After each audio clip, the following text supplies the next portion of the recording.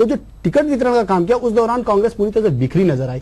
एक सीपी जोशी जी का एक अलग गुट होता था, मुख्यमंत्री का एक अलग गुट होता, सचिन पायलट अपनी राजनीति करते थे, गिरिजा व्यास चित्तौड़गढ़ क्षेत्र में अपनी राजनीति करते, कहीं कंसोलिडेशन नजर नहीं आया, उनमें आपस में एकजुटता नजर नहीं आई, ये लगातार बिखरे हुए दिख रहे थे और हर व्यक्ति अपने लोगों को टिकट दिलाने के चक्कर में था।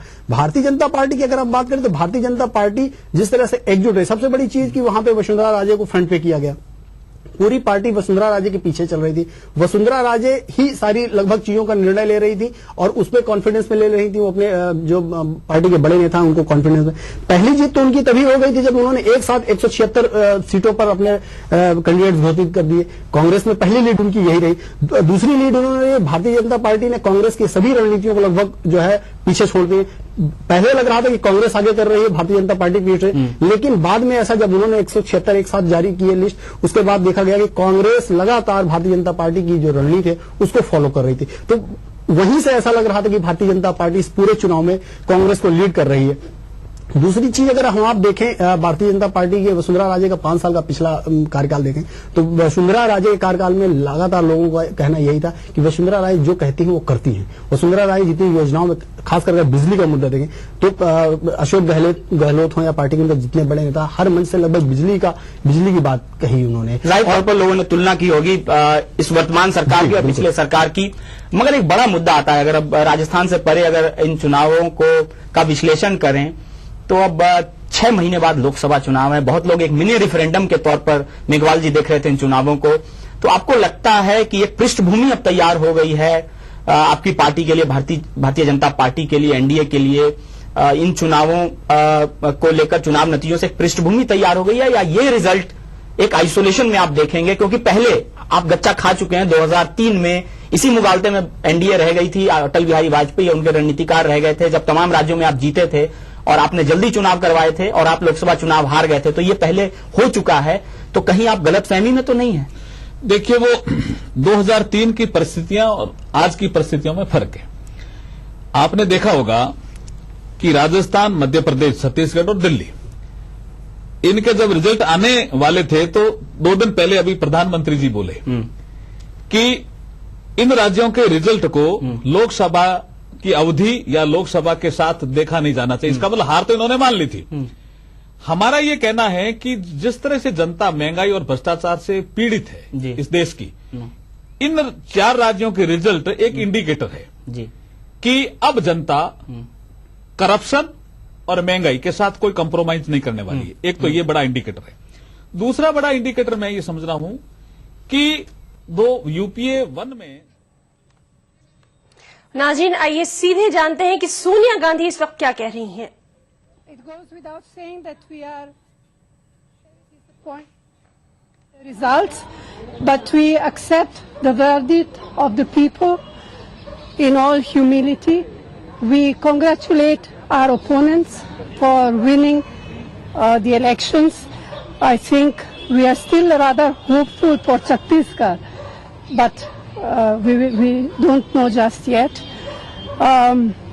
I also would like to thank all our workers, because not only at the state level but also from other states, they participate in the campaign and they worked very hard everywhere during this campaign. Naturally, this result calls for deep introspection. We have to understand, to look at the many reasons for these defeats. We have to look into the way we took or did not take well enough our message to the people, and also we have to look at the way our own party is equipped or not so equipped, not so well equipped in running an election. Of course, there will be a number of reasons for this defeat. I know that many were complaining. I mean, people are unhappy. Otherwise, they wouldn't have given such results. But perhaps price rise also was an issue that was affecting people. I mean, in states like Rajasthan, we all thought that our Chief Minister had run some very, very good programs. So there again, it's a question mark. But even in Delhi, even though we have been in government for 3 terms, I do believe that a great deal of work was done. But obviously, the results tell us something else.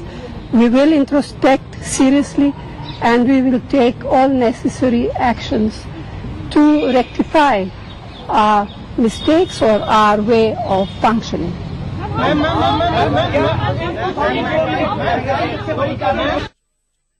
नाज़रीन, ये थी कांग्रेस सदस्य सोनिया गांधी, जिन्होंने साफ तौर पर अपनी हार कबूल कर ली। एक बार फिर देखते हैं कि वो क्या कह रही हैं। In state elections, they focus on the personality at the state level, at the leader who is likely to lead them and govern at the state level. At the for a national election, then people look at the person who is likely to guide them and govern them at the national level. The issues will be slightly different, because at the state level issues are localized. At the national level, they are national. The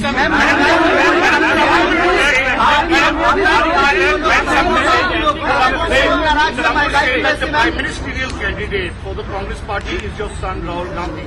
And do you think the Congress party should make that announcement, or do you feel now that you have learned some lessons and you all will retract your statement on that? Well, we have not, which statement? We have not made any statement. It's understood that he will be leading the party. Well, the party has to decide. The party will decide. At the opportune time, the party will You decide. have Narendra Modi against you. You have Narendra Modi against you. How are you going to work against the Congress party?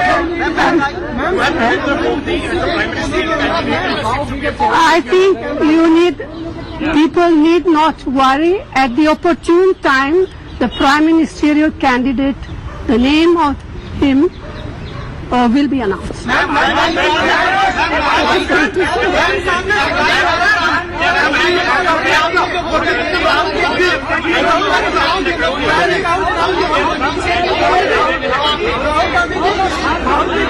देखिए, एक second देखिए, एक second मैं बोल सकता हूं? एक second देखिए, इन इलेक्शंस के माध्यम से जनता ने हमें एक मैसेज दिया है, और उस मैसेज को मैंने और कांग्रेस पार्टी ने सिर्फ दिमाग से नहीं मगर दिल से सुना है। The Congress party has the ability to transform itself. The Congress party has the ability to stand up to the expectations of the people of this country, and the Congress party is going to do that. The Congress party also, and myself and the Congress president, would like to congratulate our opponents who have won the election. We work for the people of this country, and it is our duty to listen to you. That is what we are supposed to do. And I want to tell you that we have heard what you have said, and we are going to do whatever we can do as individuals and as a party to live up to your expectations. Myself,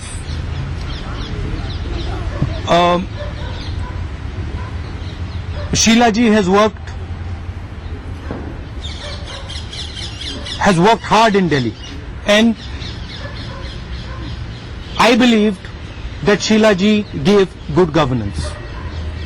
But I think what we need to do as a party is move ahead of just talking about good governance, and we need to move to a paradigm, to a place where we are actually giving serious space to the common man in our processes, in our systems, in our structures. Political parties today are not giving adequate voice to the man on the street, and it is our job as institutions of the voice of people to do that. I fundamentally believe that, and I'm going to put all my efforts in transforming the organization of the Congress Party together with the leaders of the Congress Party and give you an organization that you can be proud of and organization has always embedded inside it.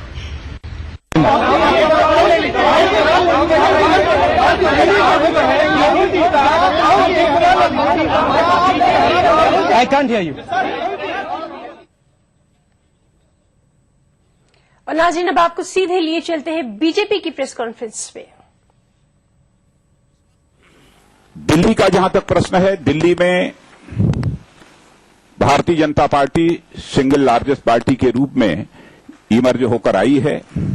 मैं समझता हूं कि थोड़ा समय और लगेगा, कुछ घंटों के बाद ही चुनाव परिणाम पूरी तरह से स्पष्ट हो पाएंगे, लेकिन अब इसमें दुविधा नहीं है कि भारतीय जनता पार्टी दिल्ली में सिंगल लार्जेस्ट पार्टी के रूप में इमर्ज होकर आई है। चारों राज्यों में कांग्रेस को जितनी सीटें प्राप्त हुई हैं, चाहे हमारा मध्य प्रदेश राज्य हो अकेले या राजस्थान राज्य हो अकेले, इन दोनों राज्यों में कांग्रेस की जो चारों राज्यों में विधानसभा की सीटें प्राप्त हुई हैं, उससे अधिक सीटें अलग अलग इन दोनों राज्यों में भारतीय जनता पार्टी को प्राप्त हुई हैं। सारी सीटों को मिलाकर भी हम देखें तो मैं कह सकता हूं कि लगभग 589 विधानसभा क्षेत्रों के चुनाव हुए थे। इन 579 विधानसभा क्षेत्रों में से 405 से अधिक विधानसभा क्षेत्रों में भारतीय जनता पार्टी ने विजय प्राप्त की है। यह अप्रॉक्सीमेटली 69% सीटों पर भारतीय जनता पार्टी को विजय प्राप्त हुई है। यह लोकसभा के लिए, एक लोकसभा के जो 2014 में चुनाव होने वाले हैं, उसके लिए एक स्पष्ट देश की जनता ने संकेत दे दिया है। और इस चुनाव में इस सच्चाई को कोई नकार नहीं सकता है, हमारे prime ministerial candidate Shri Narendra Modi की लोकप्रियता का हमको सर्वाधिक लाभ प्राप्त हुआ है। और इसीलिए हम लोग यह मानते हैं कि इस विधानसभा के जो चुनाव परिणाम आए हैं, उससे बात यह स्पष्ट हो चुकी है कि आगामी लोकसभा के जो चुनाव होंगे, उनमें भारतीय जनता पार्टी की सरकार इस देश में बनेगी। यह संकेत इस देश की जनता ने दे दिया है। बस मित्रों, मेरी तरफ से इतना ही है। मैं समझता हूं कि हमें तब तक प्रतीक्षा करनी चाहिए जब तक कि पूरे चुनाव परिणाम सामने नहीं आ जाते हैं। लेकिन अब इसमें कहीं दुविधा नहीं है कि दिल्ली में Bharatiya Janata party single largest party के रूप में उभरकर आई है।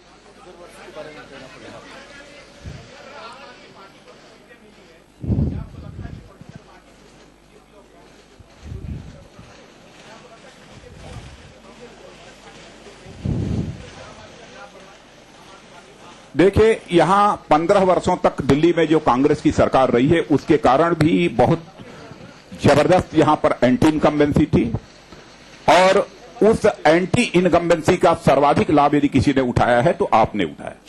मिस्टर वेंकट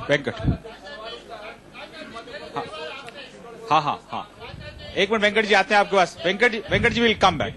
विकास,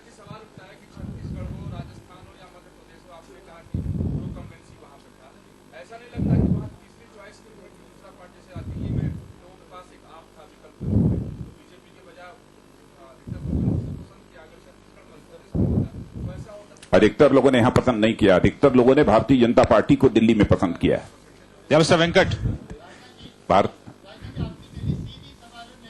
सीधा जवाब दूंगा, सीधा जवाब दूंगा।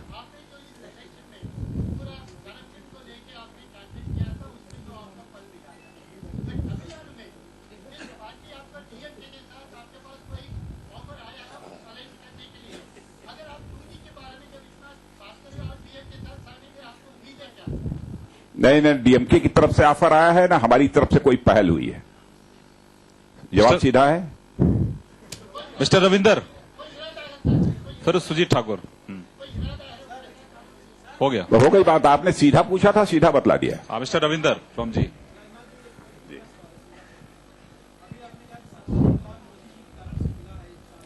नहीं, देखिए, मैं क्लैरिफाई करना चाहता हूं। हमारे जो चीफ मिनिस्टरियल कैंडिडेट थे, मध्य प्रदेश में श्री शिवराज सिंह चौहान, छत्तीसगढ़ में डॉक्टर रमन सिंह और राजस्थान में श्रीमती वसुंधरा राजे, और हमारे यहां पर बहुत ही क्लीन इमेज के chief ministerial candidate doctor Harshvardhan, इनकी लोकप्रियता का भी लाभ मिला है।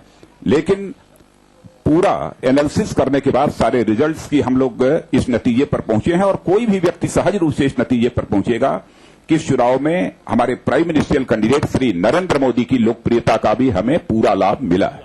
मिस्टर सुजीत ठाकुर।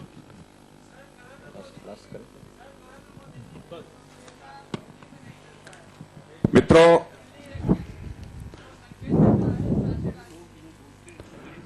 एक जानकारी और आपको देना चाहता हूं।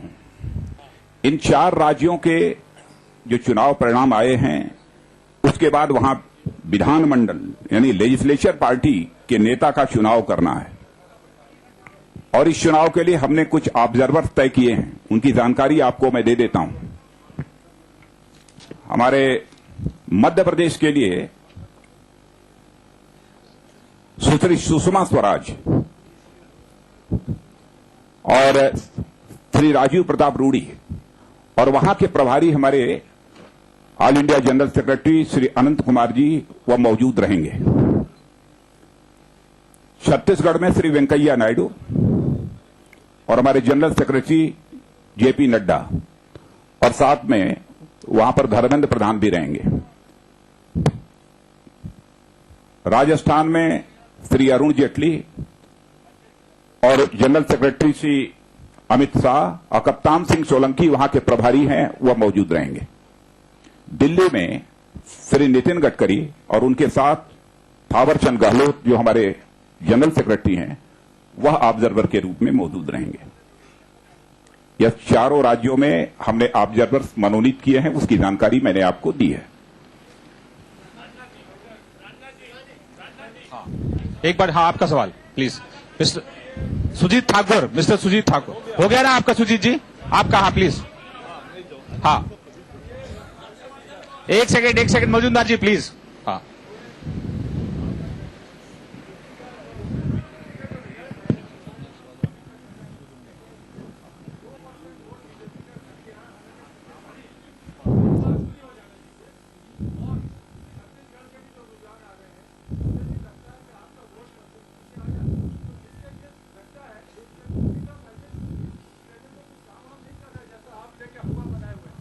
नहीं, बिल्कुल हवा बनाने का प्रश्न नहीं है।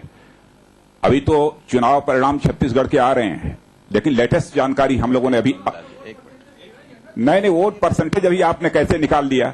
जब तक कि सारे चुनाव परिणाम आएंगे ही नहीं, तो लोग परसेंटेज कैसे निकालेंगे? Please ask your question please. जब तक नहीं आते हैं तब तक परसेंटेज की बात नहीं की जा सकती।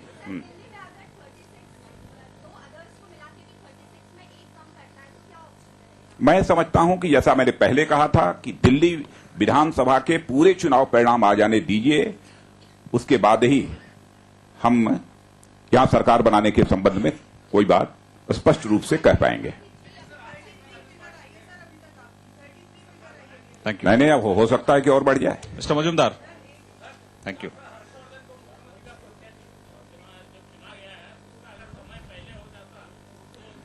जो कुछ भी पार्टी को फैसला करना होता है, उचित समय पर फैसला करती है।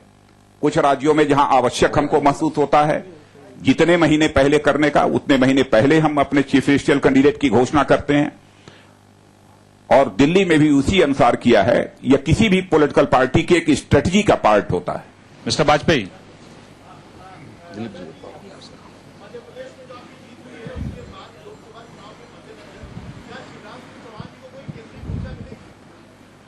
श्री शिवराज सिंह चौहान पुनः मध्य प्रदेश के मुख्यमंत्री होंगे, तीसरी बार। अबे तो एक मिनट जरा दिलीप तिवारी को पूछना।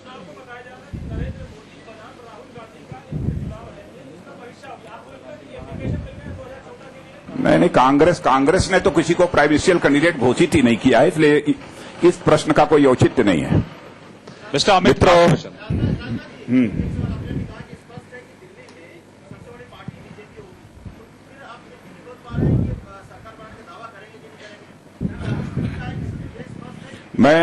मैं यह भी क्लैरिफाई कर देना चाहता हूं कि 4 के चारों राज्यों में भारतीय जनता पार्टी की सरकार बनेगी और हमारे मुख्यमंत्री बनेंगे। बहुत बहुत धन्यवाद। Thank you very much. तो नाजरीन, 2 तस्वीरें हमने देखी, हार और जीत लहजों से नजर आ रही थी। हमने देखा कि बीजेपी सदर राजनाथ सिंह ने कहा कि दिल्ली में बीजेपी अकेली बड़ी पार्टी के तौर पर सामने आई है। राजनाथ सिंह ने इसे 2014 के लोकसभा चुनाव के लिए साफ अवाम का इशारा भी करार दिया और नरेंद्र मोदी को उन्होंने पूरी तरह से इसका क्रेडिट भी दिया। अगर आपको याद हो तो नरेंद्र मोदी को जब पीएम कैंडिडेट के तौर पर सामने लाया गया था तो उस वक्त कहीं ना कहीं चमगोइयां शुरू हो गई थी राजनाथ सिंह के इस फैसले के लिए। उनको कई नेगेटिव कमेंट्स का भी सामना करना पड़ा था, लेकिन आज रिजल्ट्स आने के बाद हर कोई नमो नमो करता नजर आ रहा है। और अगर हम कांग्रेस की बात करें तो कांग्रेस में सोनिया और राहुल साथ नजर आए। दोनों ने इस हार को तहे दिल से कबूल किया है, साथ ही साथ उन्होंने जीतने वालों को मुबारकबाद भी दी है। और छत्तीसगढ़ के लिए कहीं ना कहीं सोनिया के लहजे में उम्मीद की कोई किरण जरूर बाकी दिखाई दी। सोनिया ने यह भी कहा कि ये वक्त है अब कांग्रेस के मंथन का, यानी कांग्रेस को बड़ी ही बारीकी से अपने तमाम हार के असबाब को देखना होगा। फिलहाल वक्त एक ब्रेक का, ब्रेक बाद चल लौटते हैं। नेशनल बॉल पेंटिंग के फाइनल मुकाबले में लकी, पप्पू और छुटकाऊ ने हिस्सा लिया। जहां लकी ने चौक मिट्टी, पप्पू ने पीओपी, वहीं छुटकाऊ ने केवल पुट्टी का बेस बनाया और कम पेंट का इस्तेमाल करते हुए दीवार को सबसे स्मूथ और खूबसूरत फिनिश दिया और ये प्रतियोगिता जीत। व्हाइट सीमेंट वाली JK wall putty is the best. सीलन से भी पपड़ी का कोई चांस नहीं होता, दीवारें बोल उठेंगी। अब सारा देश दौड़ेगा, मुंबई दौड़ेगी, कोचिन भी दौड़ेगा, कश्मीर के साथ कन्याकुमारी भी दौड़ेगी, कोलकाता के साथ अहमदाबाद भी जुड़ जाएगा। देश भर में 565 से भी ज्यादा जगहों पर लौह पुरुष सरदार पटेल की याद में एक साथ होगा 2 किलोमीटर लंबा walk and run for unity. 15 दिसंबर 2013 सुबह 8 से 11 वर्ल्ड रिकॉर्ड बनाने वाली इस ऐतिहासिक दौड़ का हिस्सा बने। रजिस्ट्रेशन कीजिए www.runforunity.com पर। श्री नरेंद्र मोदी प्रेरित अभियान, उनका संदेश सुनने के लिए डायल करें 08009 run for unity, a statue of unity movement initiative. दौड़ेगा भारत, जुड़ेगा भारत। भागती दौड़ती जिंदगी में खबरों की कोई कमी नहीं, लेकिन हम आप तक पहुंचाते हैं सिर्फ वो खबरें जिसमें ना है कोई जानिबदारी, ना ही सनसनी। खबर जो हर दम आपको रखे बाखबर। देखिए दिन भर की खबरों का आईना, 9 PM खबरनामा।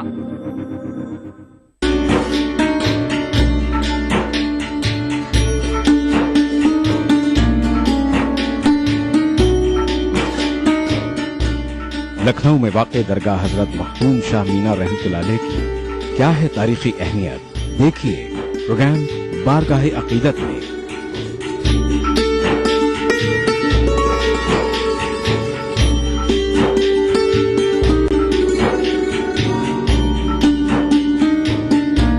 बुध की रात 8:30 बजे और जुमा दोपहर 2:30 बजे सिर्फ ETV उर्दू पर। दक्कन की हर छोटी बड़ी सरगर्मी पर हमारी नजर, लेकिन आप तक पहुंचाते हैं सिर्फ वो खबर जो करे आपको बेदार। सियासत के गलियारों से रोजमर्रा की जिंदगी दक्कन के गोशे गोशे से आप तक खबरें पहुंचाता दक्कननामा, रोजाना शाम 6:30 बजे। दुनिया अपडेट खबरों का नया और अनूठा शो, जिसमें हम आपको दिखाएंगे दुनिया की अहम खबरें और करेंगे उनका तज्जिया। जानेंगे दुनिया की अहम घटनाओं का भारत पर क्या होगा असर। दिखाएंगे ग्लैमर जगत का हाल और तेज खबरों में देखेंगे क्या कुछ हुआ पूरी दुनिया में बीते हफ्ते के दौरान। तो देखना न भूले दुनिया अपडेट हर रविवार शाम 6 बजे ETV उर्दू पर।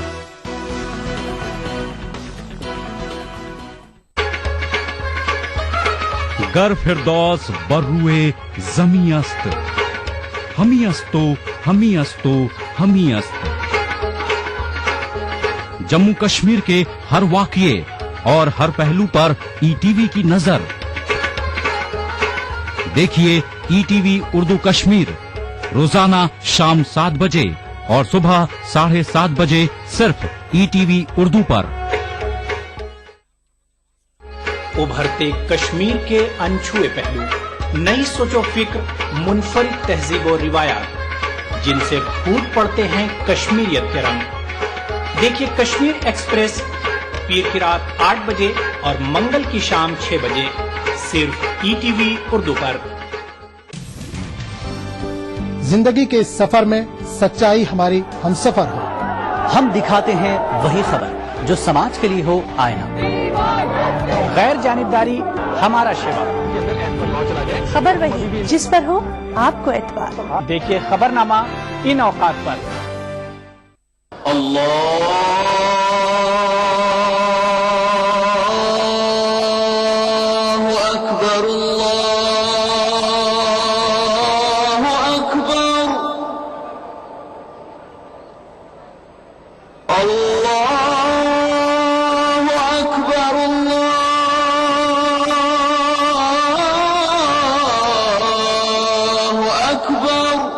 मस्जिदुल हराम से नमाज फज्र देखिए रोजाना सुबह 5:30 बजे सिर्फ ईटीवी उर्दू पर।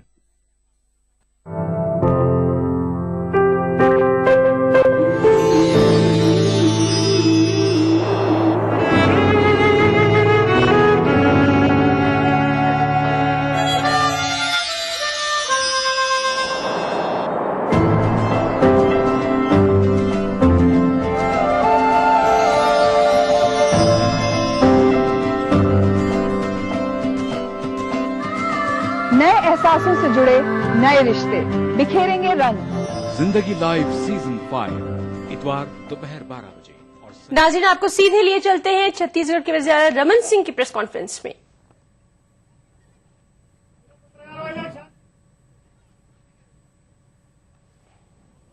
आज राजनीति की दृष्टि से ऐतिहासिक दिन है और भारतीय जनता पार्टी की सरकार ये 10 वर्ष पूरे होने के बाद तीसरे बार इस होने वाले चुनाव में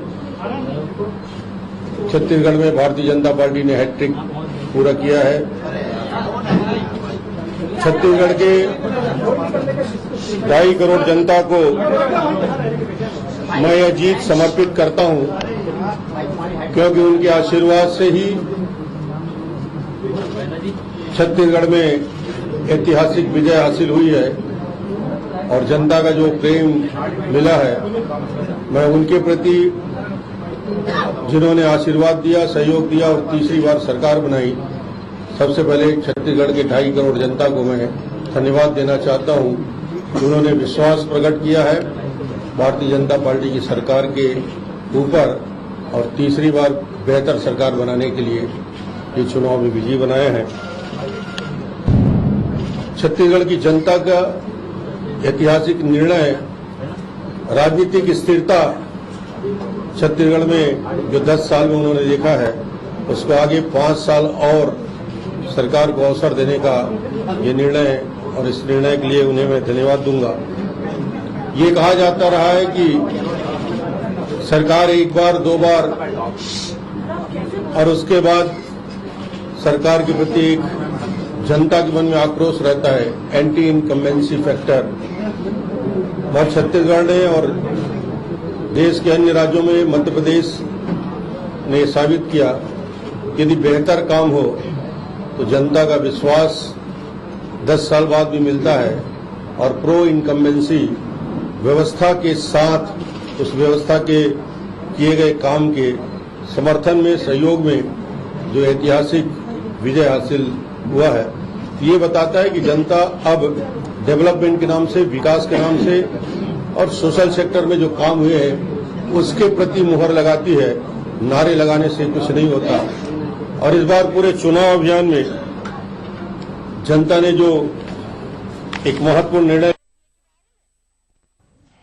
तो नाज़रीन, ये थे छत्तीसगढ़ के वज़ीर आला रमन सिंह, जिन्होंने एंटी इनकम्बेंसी फैक्टर को पूरी तरह से नकार दिया। रमन सिंह इस मौके पे काफी खुश भी नजर आए, और क्यों ना हो, आखिर छत्तीसगढ़ के अवाम ने उन्हें एक तारीख साज जीत का हकदार जो करार दिया है। रमन सिंह ने अवाम का बहुत शुक्रिया अदा किया। रमन सिंह ने कहा कि जितने भी काम किए थे उसका अवाम ने सही हक जो है वो अपने वोट देकर अदा